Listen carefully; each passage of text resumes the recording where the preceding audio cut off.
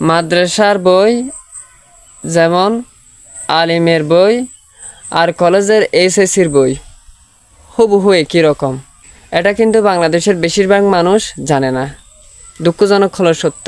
আসসালামু আলাইকুম রহমতুল্লাহ।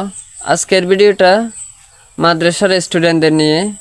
মাদ্রাসা যারা পড়ালেখা করে এদেরকে দেখলে যারা বাংলা শিক্ষিত যারা ওরা অনেকে বেশিরভাগে ভাবে এরা কিছু পড়ে না, এরা কিছু জানে না।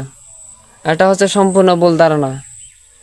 মাদ্রাসার বই যেমন আলিমের বই আর কলেজের এইচএসসির বই হুবহু একই রকম। এটা কিন্তু বাংলাদেশের বেশিরভাগ মানুষ জানে না, দুঃখজনক হলো সত্য।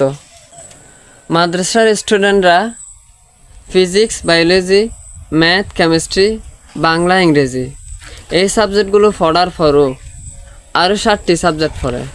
কোরআন, হাদিস, ফিকা, আরবি প্রথম, আরবি দ্বিতীয়, বালাগাত, মান্তিক এই সাবজেক্টগুলো বেশি পড়ে আরও।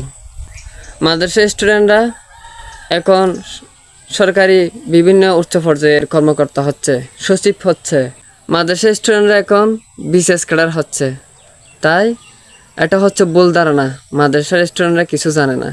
মাদ্রাসার স্টুডেন্টরা সবচেয়ে বেশি জানে, আরও বেশি পড়ে। তাই যারা মাদ্রাসায় পড়েন প্রিয় ভাই বোন, এটা নিয়ে হতাশ হবেন না, আপনার জন্য এটা গৌরবের। আপনি জেনারেলের চেয়ে আরও আরবি সাবজেক্টগুলো বেশি পড়তেছেন। তাই মানুষের কথায় কান দেওয়া যাবে না।